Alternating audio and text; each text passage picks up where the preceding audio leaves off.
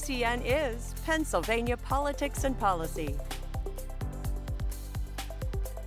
PCN is Pennsylvania History and Culture. PCN is Pennsylvania Sports. PCN is Everything Pennsylvania.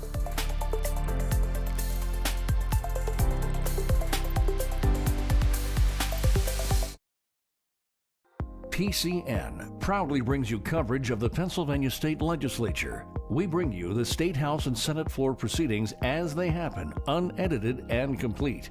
Our mission includes committee meetings, budget hearings, interviews with prominent legislators, and other public policy forums. PCN is your destination for the best in Pennsylvania legislative coverage on cable and PCN Select. PCN is Pennsylvania Politics and Policy. Why should you consider donating to PCN? Because PCN is your network for everything Pennsylvania. More politics and policy, intriguing history and culture, and the best in high school sports. On cable and streaming, you get more of Pennsylvania with PCN. Please consider donating today. PCN is everything Pennsylvania.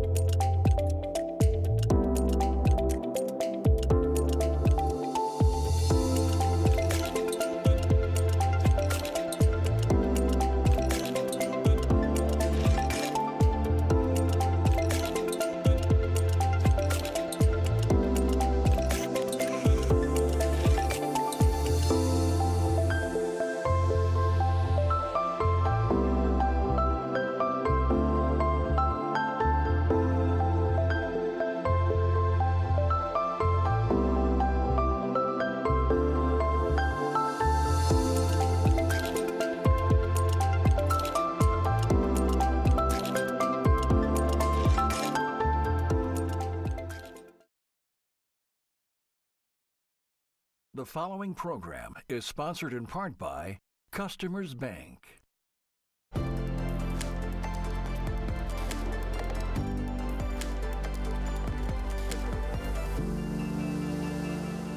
Welcome to the PCN Capitol Preview. I'm Larry Casper. Today we'll talk about the state budget, but first we're joined by Jillian McGoldrick, Harrisburg reporter at the Philadelphia Inquirer. Welcome to our program, Jillian.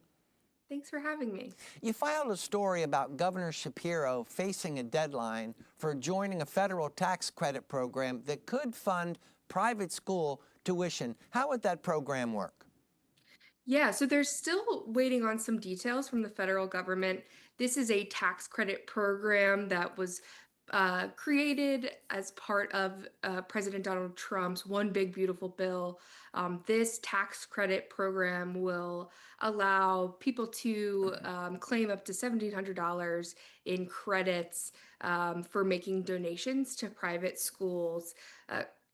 Anybody will be able to access those tax credits, though private school advocates say that Pennsylvania students will only have the chance to benefit from them if the governor of the state decides to opt in. So there's a lot of pressure on Governor Shapiro to opt in from private school advocates. And then alternately, there's a lot of pressure on him not to opt in by public education advocates. Well, how much do we know at this point, Jillian? How much would individuals have to donate to private schools in order to earn these tax credits? That is one of those details they have yet to determine. But families would be eligible to be on the receiving end of these tax credits, of scholarships, up 300% of the county's gross median income. So that would mean in Philadelphia or some of the collar counties around Philadelphia, families that make $368,000 would be eligible. So that's not necessarily like low income families, though and for that reason, there's a lot of criticism among public education advocates who say this is like largely a universal school voucher program. What are state lawmakers saying about this this school voucher program from the federal government? Yeah, so Senate Republicans, who obviously control the state Senate, have been pushing Governor Shapiro to opt into the program. But school choice has been a really tough issue for House Democrats, who narrowly control the House. It has been really a heated issue for them since 2023, when the debate over a school voucher program that Governor Shapiro, who is also a Democrat, helped create a school voucher program with Senate Republicans that he later line item vetoed, really upsetting everyone.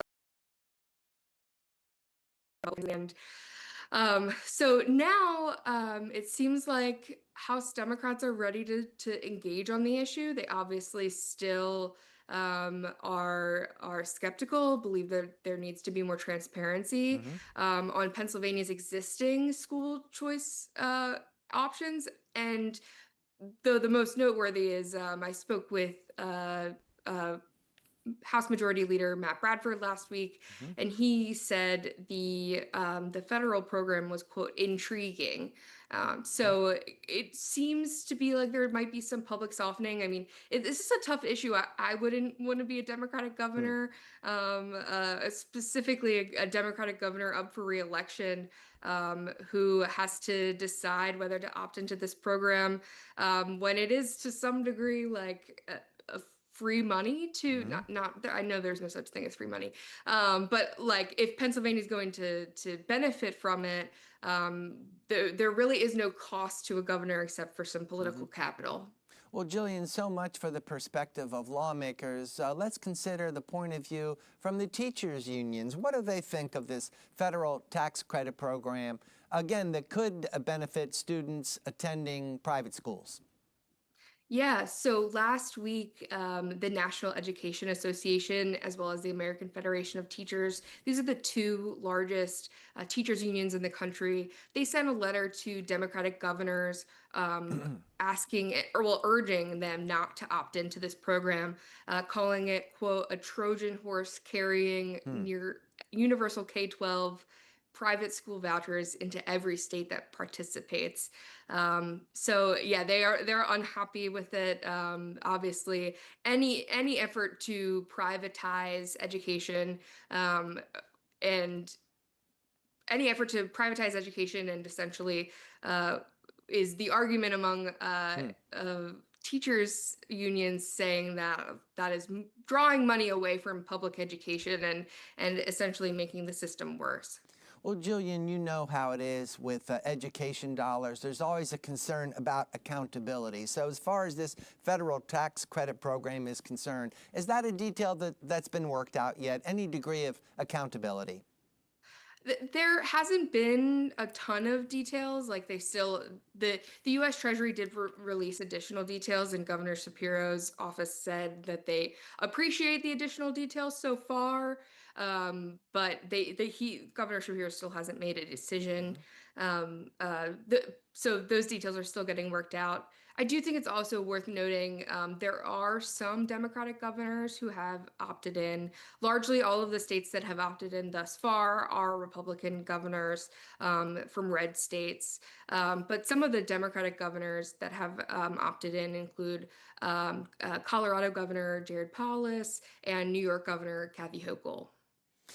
Now, at the risk of confusing our viewers, Jillian, I know Pennsylvania has its own version of a school voucher tax credit program, doesn't it? And tell us briefly, what's the difference between the existing state program and the proposed federal program that the governor is considering joining? Yeah, so the state level program is approximately $680 million worth of Pennsylvania taxpayer dollars that are set aside every year, and so that program is different. It's called the earned. I'm sorry, not called the earned, but the Educational Improvement Tax Credit. EITC, right? EITC and then the Opportunity Scholarships Tax Credit. They're two different programs. Democrats last week had announced or passed a potential overhaul of the system to create just one singular tax credit going forward. All right, last question for you, Jillian. How soon does the governor have to act on this federal proposal? He has until the end of the year. All right, thanks very much, Jillian McGoldrick from the Philadelphia Inquirer. Thanks for your time. Thank you. More of the PCN Capitol Preview after a short break. July 4th, PCN is celebrating 250 years of American independence. See new programs dedicated to the founding and development of our nation, premiering at noon and 6 p.m. Learn about the Declaration of Independence, the Liberty Bell, the Revolutionary War, and more. Celebrate the USA all weekend long. Watch on PCN TV or stream with PCN Select. Want to know what's new on your favorite PCN series? Looking to stay up to date with state leadership and government activities? Subscribe to PCN's newsletters and stay informed about everything Pennsylvania. Get exclusive previews, behind-the-scenes insights, and can't-miss recommendations delivered straight to your inbox. Choose the information that's important to you. It's free, it's easy, and it's just a click away. Sign up for your all-access pass to everything Pennsylvania. Visit PCNTV.com to sign up today. Welcome back. Our guests today are Charlie Gerow, CEO of Quantum Communications, and former Speaker of the PA House, Bill DeWeese. Bill, we're going to start with you. Governor Shapiro proposed a budget of $53.3 billion back in February. The House is on board with their own plan, which parallels the governor's. Now it's up to the state Senate. What's happening there? Real fast, I do want to say that I had cataract surgery several days ago, and that's the reason I have these protective glasses on right now. Having said that, and I think there's no one on the Hill that's going to need any protection, but there's still going to be some time lapse between now and Governor Shapiro's signature. And when you're talking about 53.3, I was talking to legislators last night, Republicans, and they were saying 51.7 to 52.3, and people think that might be a little challenging to get in the weeds that much, but that's $500 million, 0.5%. So we're going to have to wait. And I said this when Jake Corman, one of my other great Republican friends, as well as Charlie Gerow, I said it the last time I was with you, probably about a year ago, about the budget. We were weeks out, and I said, I'm no soothsayer or clairvoyant, and I remain no soothsayer or clairvoyant. But if you have somebody on here, maybe Charlie is the one person that knows what's going to evolve over the next day, 3 week, 2. But I think that Governor Shapiro's number will be diminished in the end by something. I'm not sure what. I would probably, if I were in the legislature with Matt Bradford and the Speaker, I would probably be advocating for 53.3 to help the governor. But I think the countervailing forces are going to ask for less. So, Charlie, what do you think is going to happen to this $53.3 billion budget that's being proposed, and what kind of a window of negotiation are you forecasting? Well, whenever I'm on with Speaker DeWeese, I always bring along my dictionary and my thesaurus because I want to be referred to as a clairvoyant and a soothsayer. But there are none. I mean, nobody really knows exactly what's going to happen or even the timeline in which it's going to occur.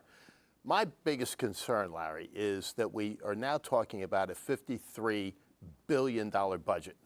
When Tom Wolf took over as governor 11 years ago, we had a $30 billion budget approved by the General Assembly in the previous administration. $30 billion to $53.5 billion now. That's a 70% increase.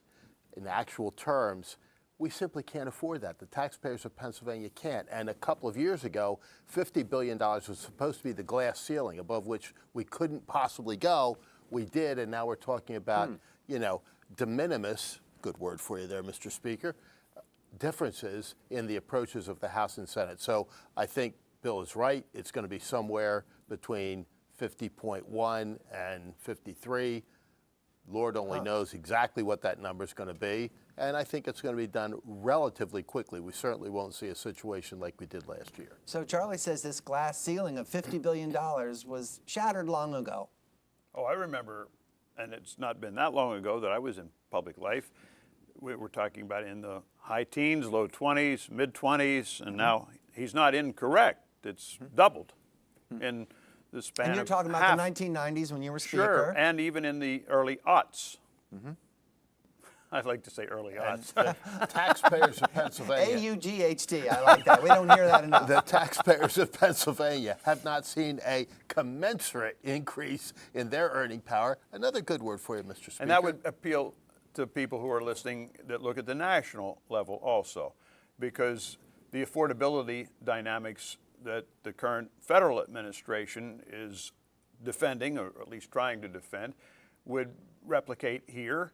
Charlie's not wrong. Again, the fact is the cost of living in Pennsylvania is a challenge.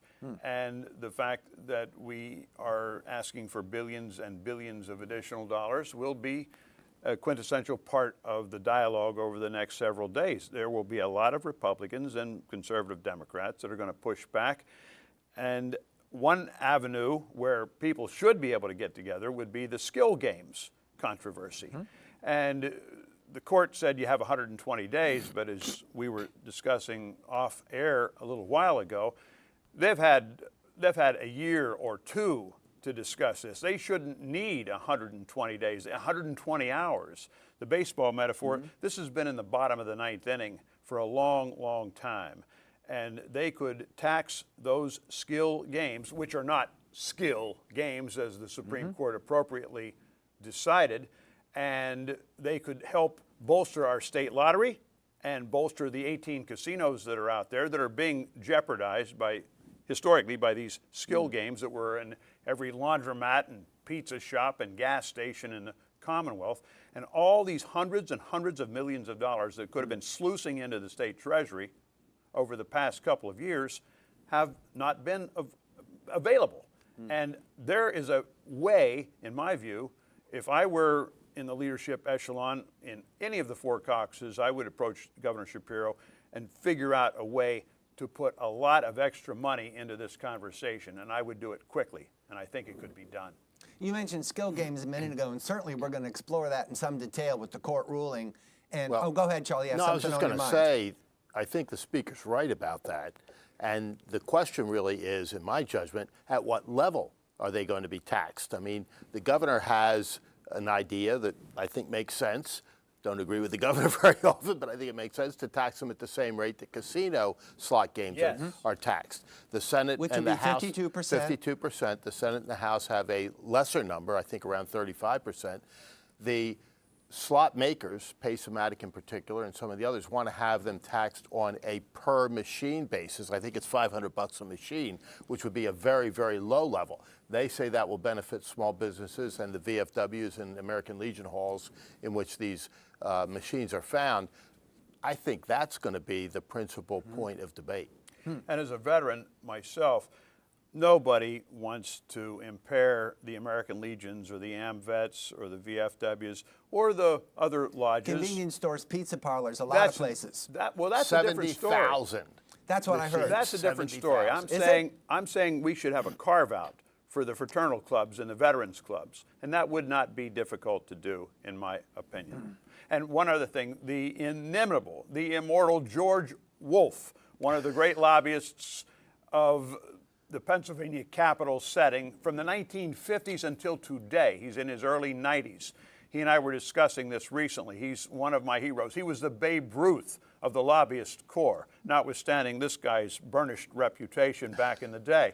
But he said, Bill, in his Pennsylvania Dutch accent, he says, Bill, I think you should take the skill games and put them at 39.9%. He says, that's the percent. That's the magic percent. So for whoever's listening among Matt Bradford's team. Any clue as to how he arrived at that figure? It sounds rather arbitrary. Well, didn't he say in the 30s? He just said it. And the reason he said 39.9 was keep it under 40. Now, I would agree with this distinguished gentleman from State Street, and I would say that 52%. 52%, absolutely. And there's no skill there. And let these people from Atlanta, Georgia, who have really invaded Pennsylvania's laundromats and pizza shops and so forth, and by the way, one last thing on skill games. Do you realize that according to some national studies that were proffered within the last month and a half, the largest growing cohort of people that are gambling in the United States are boys between 11 and 17. And that is reprehensible. Well, I know you gentlemen are excited about talking about skill games, and after all, the court did come up with an important ruling. But first, let's put that off just for a little while and get back to the budget in general. And Charlie, I want to explore a statement you made a few minutes ago about Pennsylvania's earning power not being commensurate, I think was the word you used, with this proposed budget. So talk more about this economy and how you think this figure, $53.3 billion, is out of beyond reach of Pennsylvanians. Well, I just gave previously a longer view of where we've been with the budget, and Bill DeWeese took it back even further to say, we were talking about in the teens, and now we're talking about in the 50s. And the earning power of Pennsylvanians, the working people of the state, simply haven't seen their wages go up by any near that amount. And in fact, a lot of folks right now are having a hard time making ends meet. They're tightening their belts, and they're asking, why isn't state government doing the same thing? It's the spending that is really the biggest problem here, not the revenue collection. The revenue collection obviously has to match the spending. We're required to have a balanced budget, but the spending has simply gotten out of control. Now, you fellas read the same news articles that I do, and you're trying to find out what the Senate is doing, and maybe you can read some of these articles about the Senate leaders and read in between the lines better than I can. What are you getting out of any reports from the Senate, namely the majority leader, Bill DeWeese? Well, I don't want to have only one page in my hymnal, but they're not going, in my view, they're not going to rush to the governor's mansion for a moment of kumbaya, the way we used to do with Tom Ridge and Ed Rendell and so forth.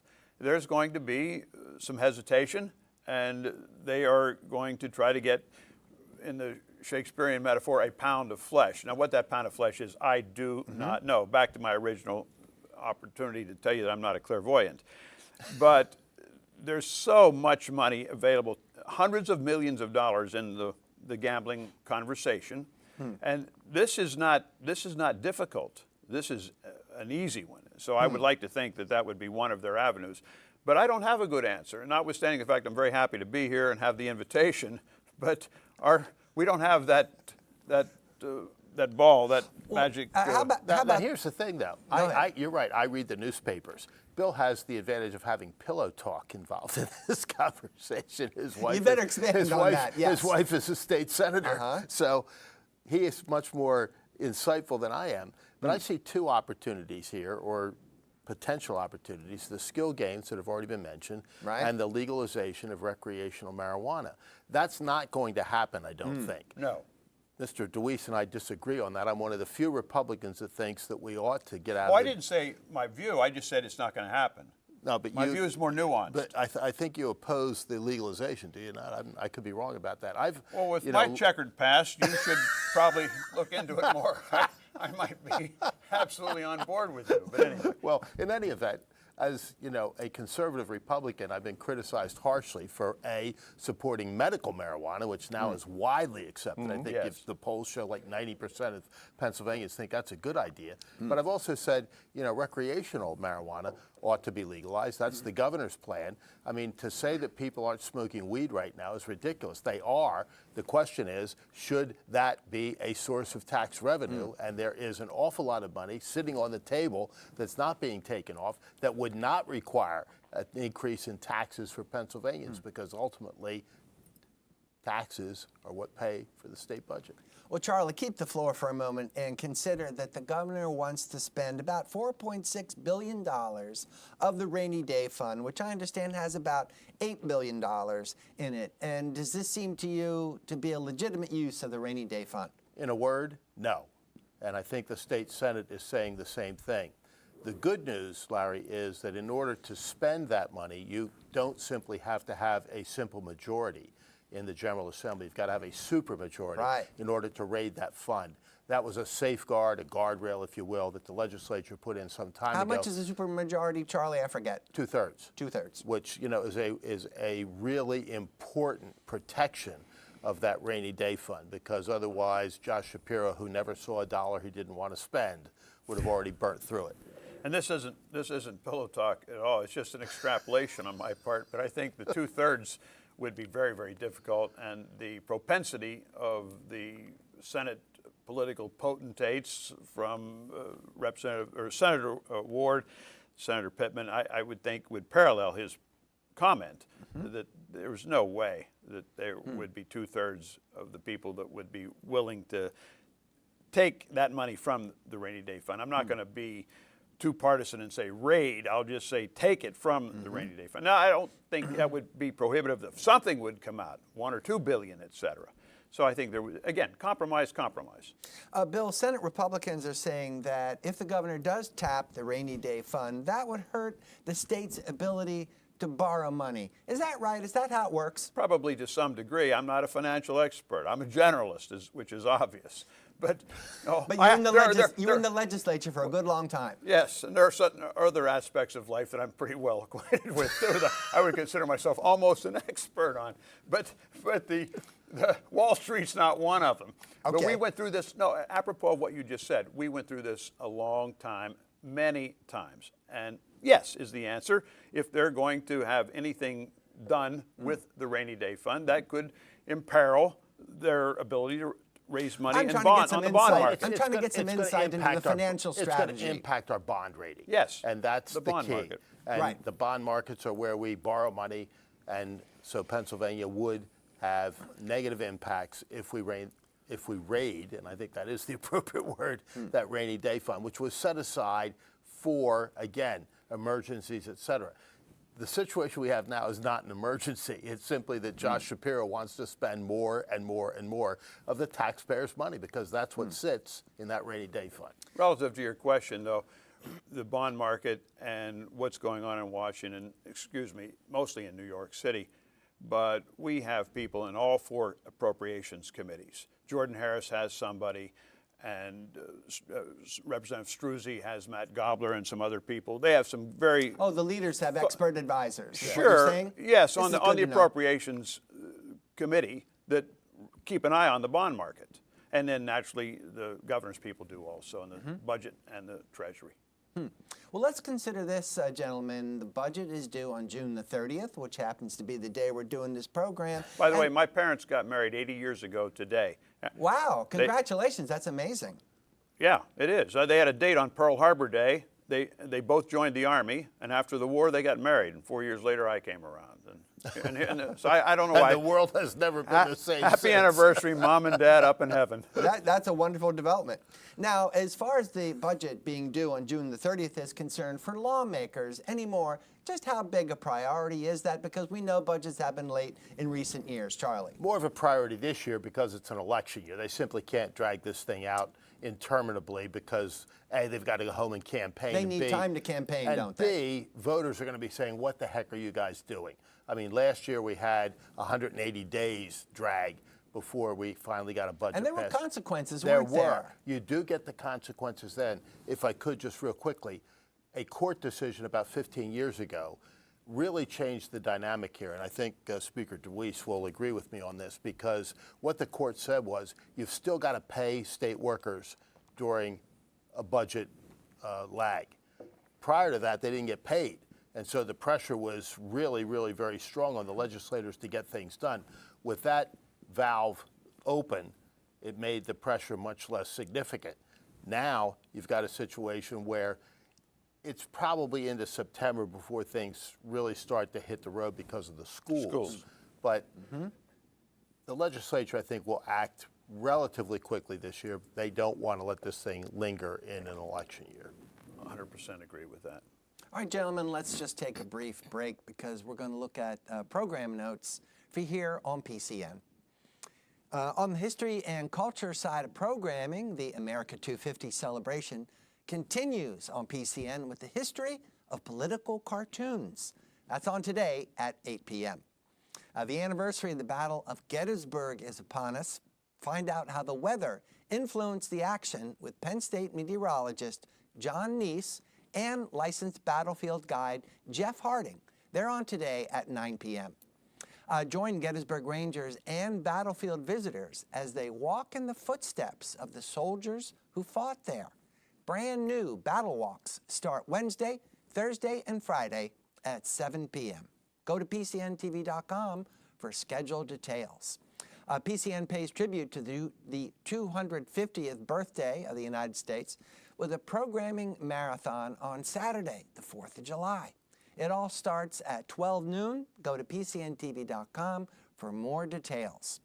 You can watch this show and all our public affairs programming free of charge by visiting PCNSelect.com. And while you're there, you can download our streaming service, PCN Select.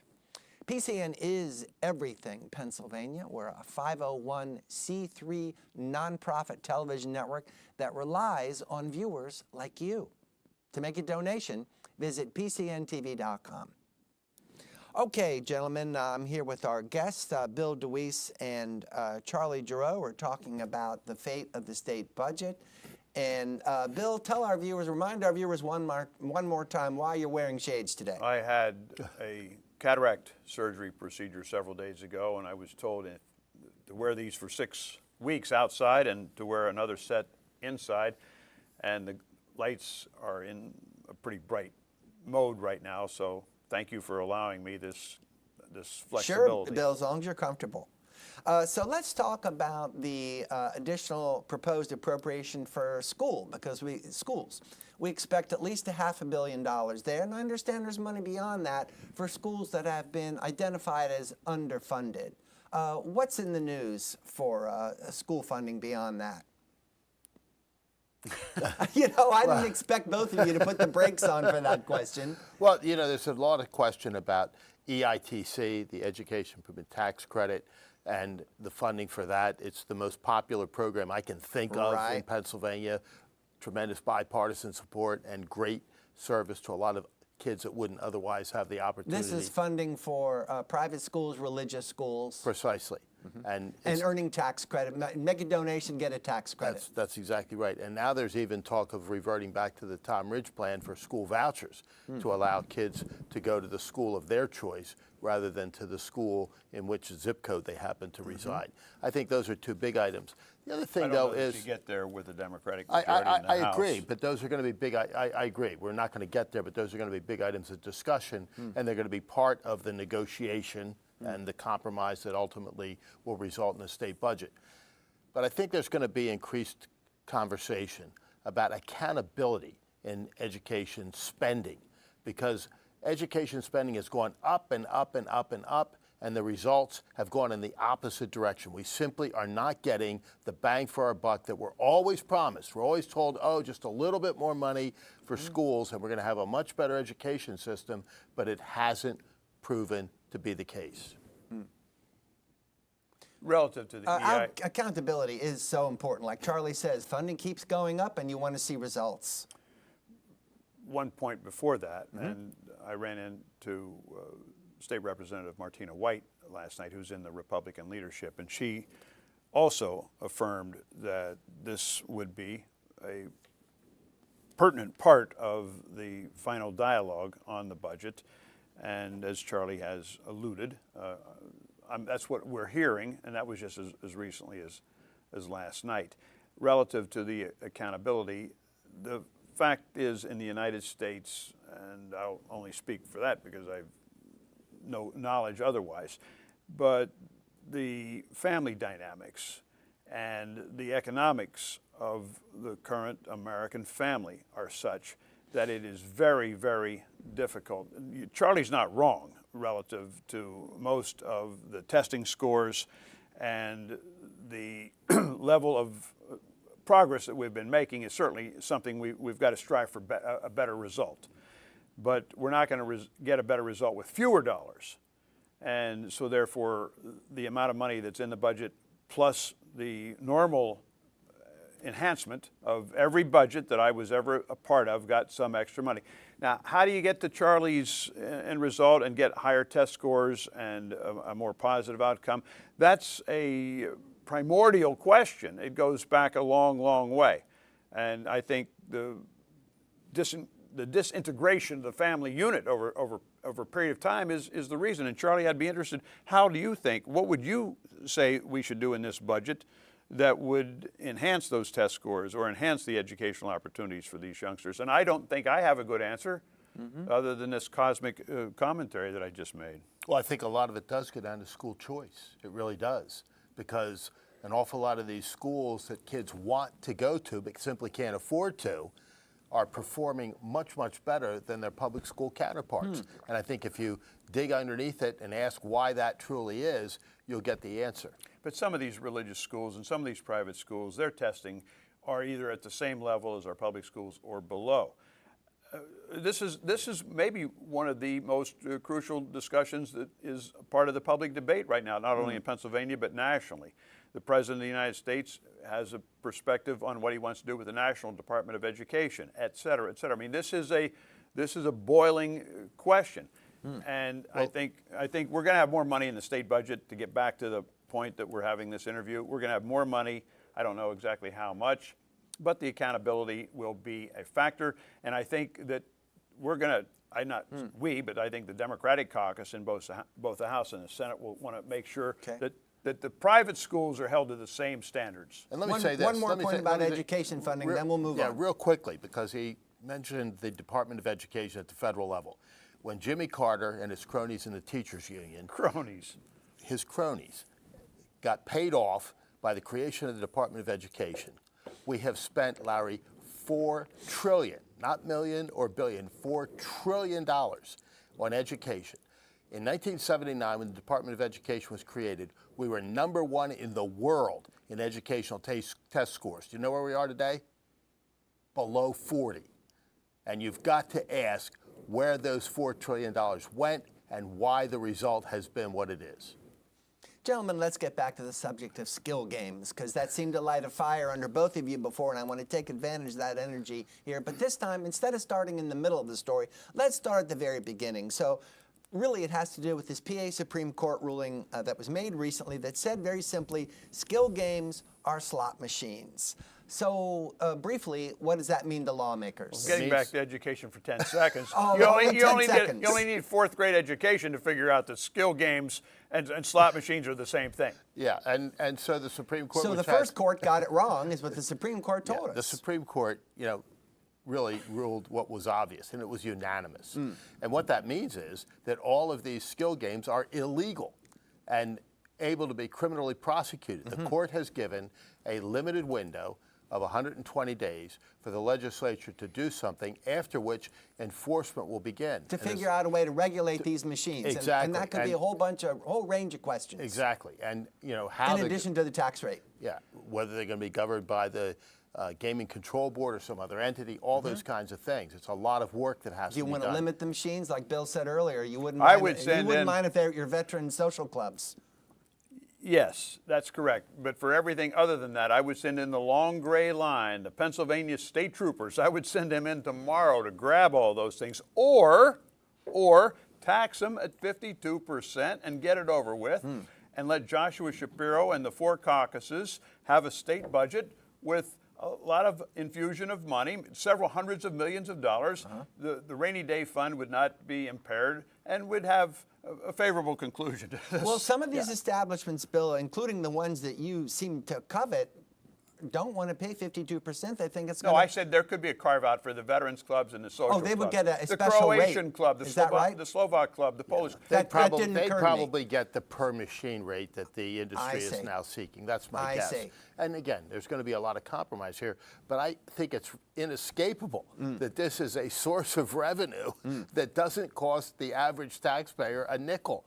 And so I'm guessing that there's going to be significant taxation. May not be at 52%, but probably somewhere in the 30s. 39.9 according to George 39. Wolf. We'll go with the George Wolf plan. You know? The It's George okay. Wolf plan. Briefly back to the governor, because I know him. He supports the 52% plan, and he says, furthermore, that would bring in revenue to the tune of about $2 billion a year. Yeah, I think that's accurate. I guess that's based on this estimate of 70,000 machines statewide. machines, and there is. But we may even limit that, Charlie. How about that? And Isn't there- that a question they have to answer? Yes, and that's where the compromise is going to come in. But the 70,000, I think, is agreed on generally. But there are some folks that think that the number's even bigger than that. I would agree with Governor Shapiro, and I don't necessarily agree with Governor Shapiro on everything, but I certainly agree with him on this. Well, the Independent Fiscal Office, they say that their estimate on skill game revenue is closer to $500 million. So we got quite a discrepancy between $2 billion from the governor and the IFO says $500 million. What I meant was the 52%. I don't have any special knowledge Yes. on what the total would be. And there's been a wide range of tax rates proposed anyway. Remember, Senator Yaw proposed 16%. And then, Charlie, you mentioned earlier the possible of a flat $500 per machine. And I wonder who would benefit, or would that kind of plan get traction and why? No. I haven't had time to think that one through. I don't think it would, because the revenue would be so de minimis. That's the industry's proposal.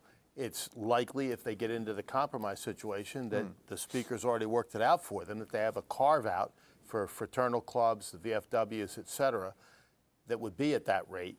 And then the other games that are in gas stations and laundromats, et cetera, would be taxed at a much higher rate, the governor's number being over 50%, which is, just so we're clear, the rate at which slot machines in casinos are taxed. Now, the way media are covering skill games recently, it would be reasonable to come to the conclusion that they consider that like a panacea solution to our budget. And that probably isn't the case. So try to put it in perspective, Charlie. Cut spending. And that's all it takes. Well, how about, this is interesting because this was a big deal last year. Remember what happened with funding for public transportation. Yes. And then the governor had to intervene. He came up with his own plan and shifted some money from one column to the next. But that solution, albeit is a temporary one, and maybe there's only a year left on the clock there. What I'm getting at is are lawmakers getting serious about a permanent solution for public transit? I don't think you'll see it in this budget. However, there was an article within the last 2 or 3 days, I think it was in the Philadelphia Inquirer, relative to SEPTA's funding, and they seem to be stabilized momentarily, but the end of the article said this is just temporary. So what you're saying is accurate, and eventually it's going to have to happen. And when you say that SEPTA needs more money and education is going to get more money, and then Charlie says cut spending, I'm not arguing, I'm only saying that that's the dilemma that all budgeteers have. And so far, and the numbers speak for themselves, they have not been cutting spending. Right, and lawmakers love to spend money. I mean, let's face it, it's PRT, and it's other people's money that they love to spend, and the taxpayers are beginning to say, wait a minute. But the issue with SEPTA and PRT, right, Pittsburgh Regional Transit, right, is essentially this. They've got to do some work on their own as they ask for additional funding. And I think the legislature's been pretty clear about that, both in administration, in savings, in safety, et cetera. Their record is abysmal. Well, I understand lawmakers are talking about taking more money from sales and use tax. So that's not a cost to the taxpayer. That's just a matter of allocating money. That's right, shifting it over. Anything happening there? I'm trying to get a hold of something I agree with the specific. Speaker. I don't think they're going to do much with that in this budget. Again, it's an election year. A lot of non-urban legislators are going to say, wait a minute, it's not our responsibility to take care of the big cities' transportation problems, SEPTA and PRT. Right. And so I don't think it will happen in this budget, but It can be difficult getting a consensus statewide anyway, right, I Charlie? agree. It's going to be very difficult. And they're also trying to leave town. They're not going to, in my view, get out of here before the 4th of July, but I could be wrong. I hope I'm wrong. But like Charlie pointed out, they have to think about a campaign. Yes, but I think they come back and they do it. They might, I think if they were fortunate and circumspect, they would do the GA bill probably Thursday or Friday, the general appropriations bill, and then come back the following week and do the administrative code bills and the other ancillary proposals that are... The fiscal code, et cetera. Yes, that's what I should have said. Yes, the fiscal code. And wrap it up the second week, right after the 4th, and then go home. And then come back after Labor Day for the perfunctory 2 or 3 or 4 weeks as the campaign churns forward. And this should be an exciting campaign.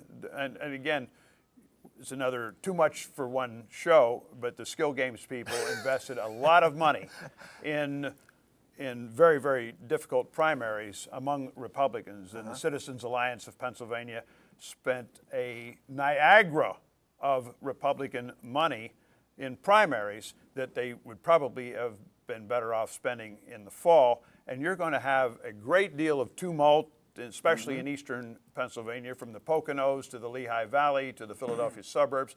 And I think this is going to be one of the more exciting contests in the House and the Senate. I think the House Democrats will gain a seat or 2 or 3, and the Senate is very, very close. And again, lastly, back to the budget. If this budget were to go on, it would even be more problematic and more convulsive. So they want to get out of town. It is a shame that Bill is so subtle that we haven't figured out how he feels about Skill Games, Larry. You have to let us know your real meaning there, Mr. Speaker. Well, you know what, Bill? I know that you're interested in words too, as I am. And of course, since these things are called Skill Games, as of the recent court ruling, they said Skill Games are slot machines. So does that mean we got to do away with the Skill Game title? That's a misnomer Well, as of right now, isn't it? It's fallacious. It's completely bereft of any meaning. And to the Supreme Court's credit, they pretty much said that. They're not skill games. It was a ruse. Now we got to call them something else. That's a lovely Well, I think four-letter you're word. right. It was I a mean, ruse. It was an industry term that made An sense industry for term. that. It was an industry Tell term. lobbyists. And now, as of the court ruling, that's been buried. Yes, and the court has very clearly stated in a unanimous opinion that they are, in fact. And when you go to, I'm thinking about a laundromat within the 46th senatorial district, and when you can walk in that laundromat and maybe even be 16, 17, 18, and somebody who's ostensibly in charge of the laundromat, they're not keeping track of that 17-year-old fella in the back that's working on those quote-unquote slot machines, skill games, whatever. And as I said, I repeat, the largest growing group of people gambling in the United States, this is not a Pennsylvania study, this was a national study, but I think we would comport with those numbers. 11-year-old kids, boys up to 17 years of age. I mean, and you can see it on TV with sports betting and all kinds of things. Gambling is a serious dynamic nationally, and I really would laud the Supreme Court for doing what they did on these skill games. And Bill, I'm glad you shifted the tone on Skill Games, because our discussion up to this point was pretty light, but now you're considering gambling being a problem. But also on top of that, there's also bona fide concerns about security. Sometimes you hear about these places being robbed and people get hurt. Yeah, I mean, that's one of the realities of Something else the lawmakers will have to worry about in the next 4 months. And I think that regulation is one of the things that will help to alleviate some of those problems. Maybe not eliminate, but alleviate. And it bears saying one more time, the state lottery has been not necessarily in jeopardy, but has been buffeted by these quote-unquote skill games.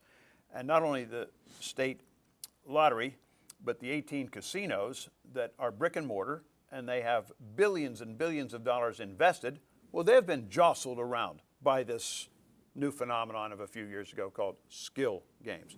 So the revenue coming in from those 18 facilities, the revenue coming in from the state lottery will be hopefully regularized, and that would be good for this budget.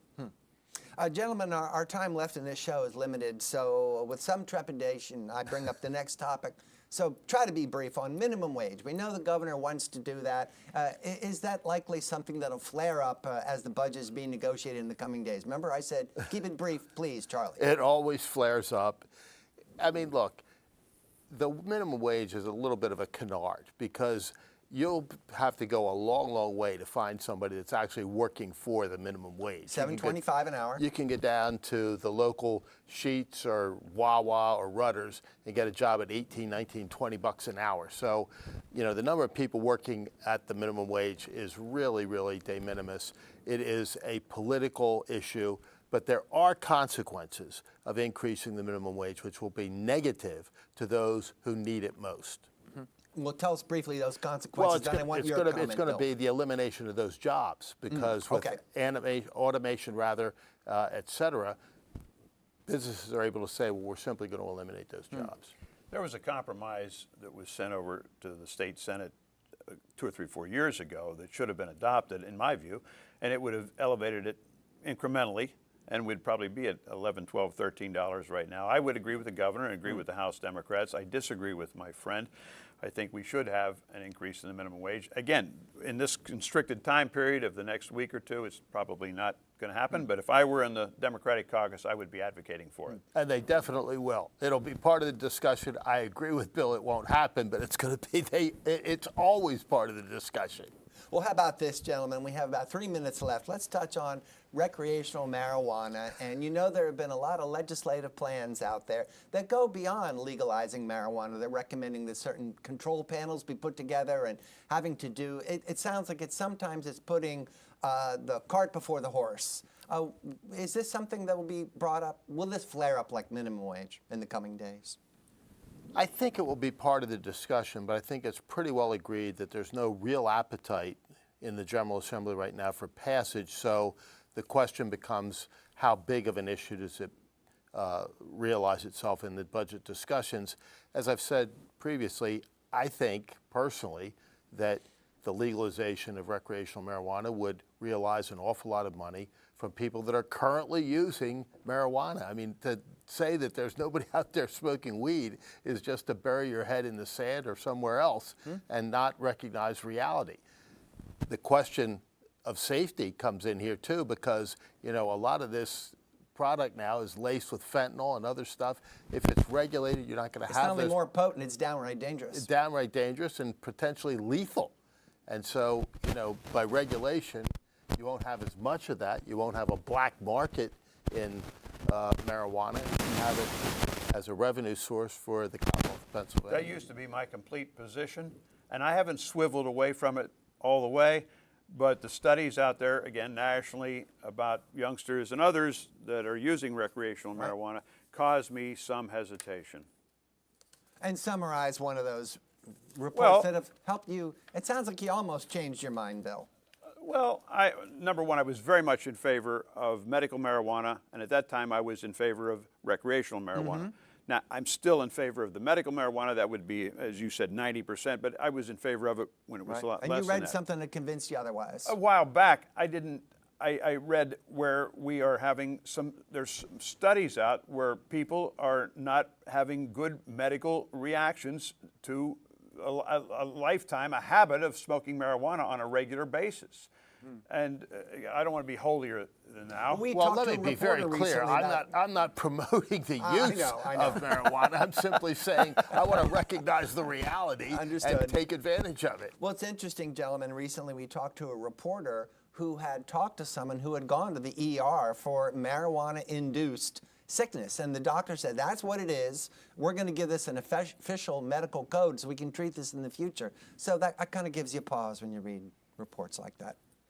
Okay, so I'd say we have maybe 2 minutes here left. It's like so many other things on PCN. There's not a definitive crystalline response that we can give that's absolutely, forgive the mixed metaphor, 24 karat, because I know crystals don't come in carats. And that's fine, and I'm happy to get that response for sure. So what would you like to say to our viewers here in the waning seconds of our program about the budget, and try to relate it to the average Pennsylvanian any way you can, Bill, and make it brief, please. the average Pennsylvania will appreciate Otto von Bismarck, the great Chancellor of Germany, who said that politics is the art of compromise, the art of the next best. Well, they're going to have, they being the men and women on Capitol Hill, along with Governor Shapiro and his team, they're going to have to come up with the art of the next best, because nobody's going to get what they want. Perfection is difficult to attain. And here's what I would say to the average Pennsylvanian. Yes. Celebrate in every way that you possibly can American independence and the 250th birthday of this great nation, because shortly thereafter, the legislature will have a budget for you. Don't worry about it in the meantime. Our guests have been Charlie Gerow, CEO of Quantum Communications, and former Speaker of the PA House, Bill DeWeese. Gentlemen, thank you both for joining us. Thank you. Thank you. PCN's Ellen Franz talked to Representative Russ Diamond about his bill that would eliminate daylight saving time. Welcome to our program. You are proposing legislation to have Pennsylvania stop recognizing daylight savings time. Why? Well, changing clocks twice a year is not good for our health. It interrupts the natural rhythms, the circadian rhythms of the body, interrupts our sleep patterns. And, you know, the science is pretty clear on this. It's, you know, you see an increase in heart attacks, strokes, traffic accidents, a decrease in productivity and academic achievement from students in schools in those weeks following the clock change every year. And, you know, quite frankly, it's an antiquated practice that never really met the original intent of why we did it, which was to save energy. That never materialized. Did materialize was all these negative effects on public health and safety. Now, there are other states in the country that do not follow daylight savings times. How many other states don't follow this? A lot, or I'm sorry, Arizona and Hawaii do not observe daylight saving time. And most of the territories of the United States do not observe daylight saving time either. And I'll add that most of the world doesn't do this thing. And can you talk about the impact that that has had on the residents of those areas that don't recognize it versus the places like Pennsylvania that do? Well, clearly they don't have the negative health consequences and safety consequences. They don't have the uptick in workplace accidents. They don't have the downtick in academic achievement that all the other states that do change clocks twice a year actually observe.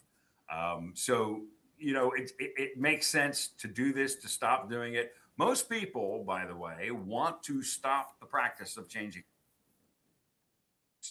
twice a year. What have you heard from your colleagues regarding this bill?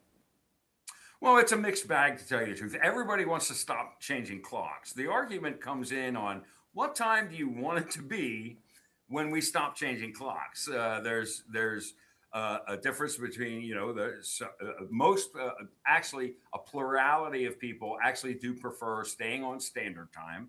That means not springing forward and not falling back. But there are other people who believe that permanent daylight time is the better. And they do that because they kind of romanticize that late evening sunlight in the middle of summer when actually most people are in their houses enjoying the air conditioning. But here, the important thing to remember is that a state under federal law, the Uniform Time Act of 1966, cannot go on permanent daylight time on its own, but it can revert to permanent standard time without congressional approval. Anything else would take congressional approval. And quite frankly, I believe that, you know, as a legislator in Pennsylvania, I was elected to lead, not to follow or to wait for Washington to, you know, make a decision.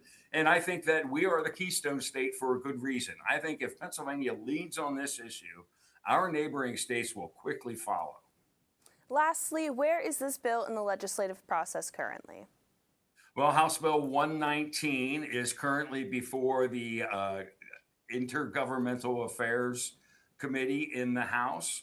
We did have a hearing on this a couple of weeks ago, and we had a lot of experts come on, health experts and insurance experts, who all backed up the claim that we should remain on standard time rather than going to permanent daylight time, which, by the way, was tried in 1974.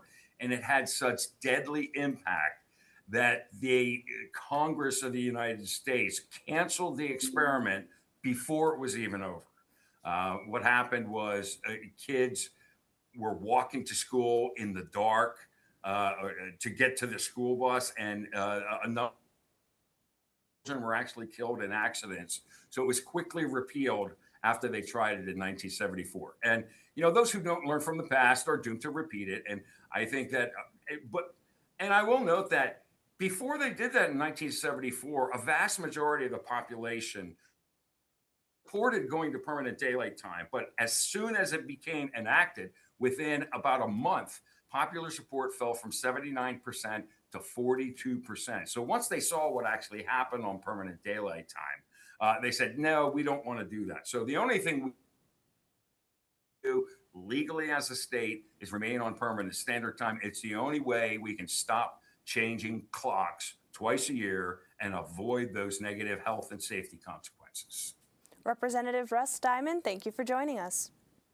Thank you. Thanks to Ellen for that interview. Before we go, here's a reminder about Gettysburg Battle Walks. Park rangers and battlefield visitors will walk in the footsteps of the soldiers who fought there. Brand new battle walks start Wednesday, Thursday, and Friday at 7 p.m. Go to PCNTV.com for schedule details. That's it for the PCN Capitol Preview. I'm Larry Casper. Thanks for watching.